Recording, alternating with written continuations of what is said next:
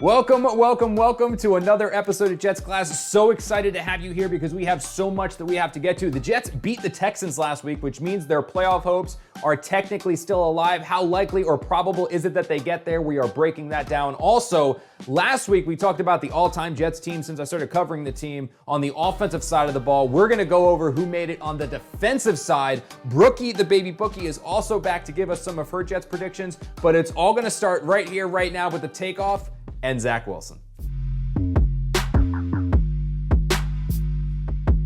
That's it. All of it. Every bit of it. This is what the Jets have been waiting for from Zack Wilson. That game against the Texans was as perfect as he has been throughout his career. He was smart and he was decisive. He took what the defense gave him. He wasn't reckless, but aggressive. The completion percentage of 75, 301 passing yards, 2 touchdowns. It was remarkable to see him go out there and do that, and to do it in the face of adversity with, again, the entire world turning on him. That report coming out about his reluctance to play, every reason in the world given to him to go into his own shell, look towards the future, ignore this current Jets team, and to go out there and still play, to look at the organization that had scapegoated him, the fans and the media who had turned on him and say, look, I can play in the NFL. Maybe it just took Zack Wilson getting a little pissed off for him to take off. Whatever it did, this Zack Wilson, I don't think he has a future with the Jets necessarily,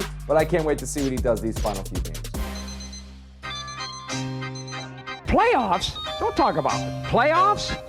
Nobody said being a Jets fan would be easy, but after 12 straight seasons of missing the playoffs, I genuinely thought you had seen it all. This year was supposed to be different, right? Aaron Rodgers was now leading the Jets, so the playoffs weren't a hope. They were the expectation, the Super Bowl, a legitimate goal. Even after disaster struck 4 plays into the season, a Week 1 win and lockdown defense left a glimmer of hope in the hearts of Jets fans everywhere. After 3 straight losses and no signs of offensive life, though, fans had little faith this team could actually make a run. By mid-October, the season seemed over. But you guys have been on this emotional roller coaster before. You know how it goes. The team bounced back with 3 straight wins, even defeating the defending NFC champion Eagles.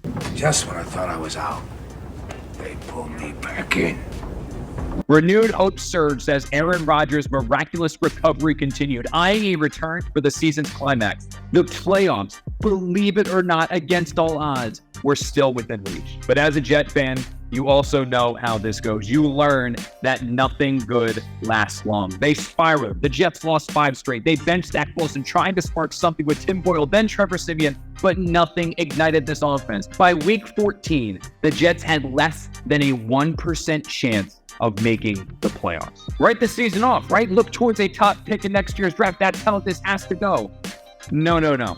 This team had other plans. Zack Wilson returned and led the Jets to a dominant win over the Texans, reviving those playoff hopes, however slight. At 5-8, with 4 games left to play, how can the Jets make the playoffs? First and foremost, the Jets need to win out. They play the Dolphins, Commanders, Browns, and then the Patriots. All winnable games for the Red Hot Jets. If they do that, the Jets will finish this season with a 9-8 record. After that, their path to securing the coveted 7th, maybe even 6th seed, it's pretty simple. Start here. The Browns currently sit at 8-5 in the first wildcard position, but the Jets' concerns are the Bills, Steelers, Bengals, Broncos, Colts, and Texans, all at 7-6 in the AFC. If each of the 7-6 teams finish the season 2-2, the Jets could end up as high as the 6th seed, depending on a variety of different playoff tiebreakers. The Jets will have huge wins over the Texans and Broncos and a 1-1 record against the Bills. Buffalo just needs to lose 1 to the Patriots or Dolphins into week 16 and 17, and the Jets are suddenly in great shape. The Chargers, Raiders, and Titans are also 5-8. Unfortunately, Vegas and the Chargers hold tiebreakers over the Jets because they beat them earlier this year. The 5-8 Chargers and Raiders face each other next week, so both teams obviously can't win out. And even if one does, the Jets just need to hope the Titans lose 1, and you can almost guarantee the 7th seed. I know. All this sounds crazy, but what do you think? You mean not good like 1 out of 100? I'd say more like 1 out of 1,000,000.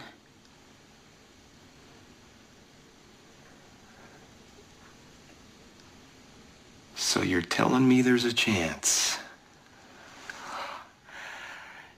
Yeah!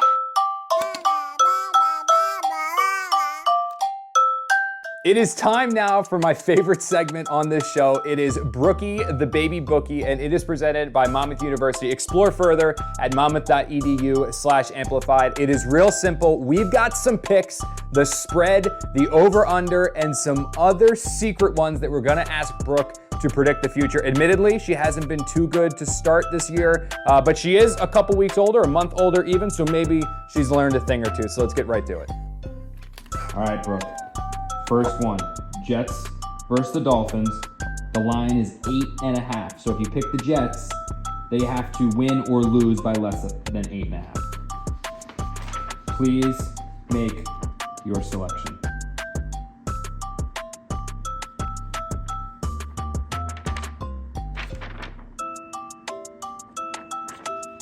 What do you want? The Jets again. Here's the next one. The over-under for the game is 39.5. So if you pick over, they have to score at least 40 points, okay? Make sure these are even so there's no cheating. Over-under 39.5. Under. There you go. Will Aaron Rodgers play again this season? Okay. Aaron Rodgers, will he play again this season? Yes or no?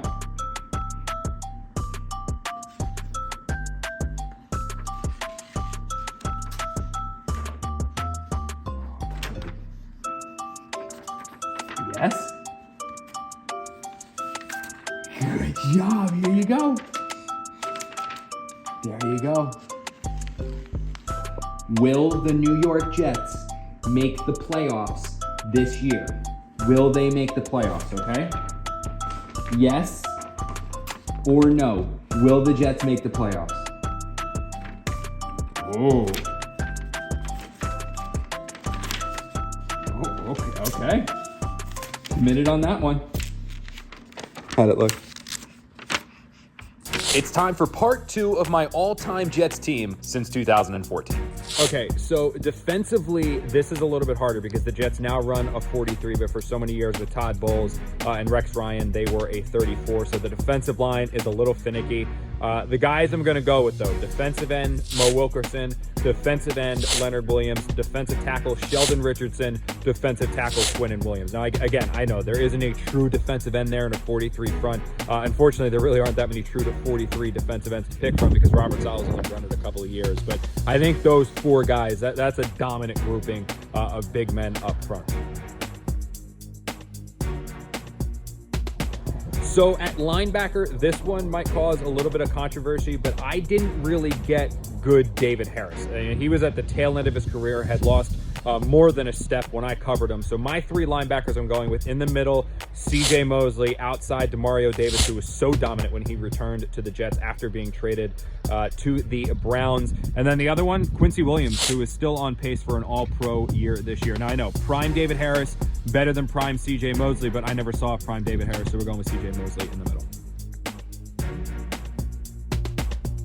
Then we've got the secondary. I think there is no doubt in my mind whatsoever that the 3 best cornerbacks the Jets have had during my tenure here, they are the 3 cornerbacks that they have right now. That is DJ Reed on one side, that is Sauce Gardner on the other, and that is Michael Carter in the nickel position. Those guys are dominant, and only getting better. Darrelle Revis was kind of good in 2015. Mo Claiborne had moments, but no, the 3 guys the Jets have now are top tier players. And then at safety, I love the pairing of Jamal Adams and Marcus May. I don't think the Jets were better before those guys arrived or better after those guys left.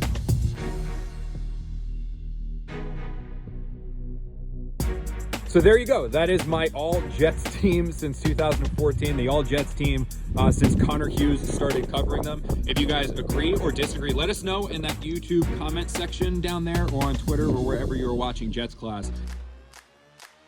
That's going to do it for us here on Jets Class. Thank you so much for joining. If you want to catch all previous episodes of Jets Class, you can across SNY's digital platforms. That is X, that is Facebook, that is YouTube. If you are watching on YouTube, you hear this every week. Make sure you subscribe to SNY's channel, and on all those Jets Class videos, give us a little like, give us a little comment so we can continue to spread to other Jet fans. If you want to catch me and the rest of the Jets pregame live crew for a little more Jets conversation, you can find us at 12 p.m. on Sunday before the Jets take on the Dolphins, looking to keep those playoff hopes alive.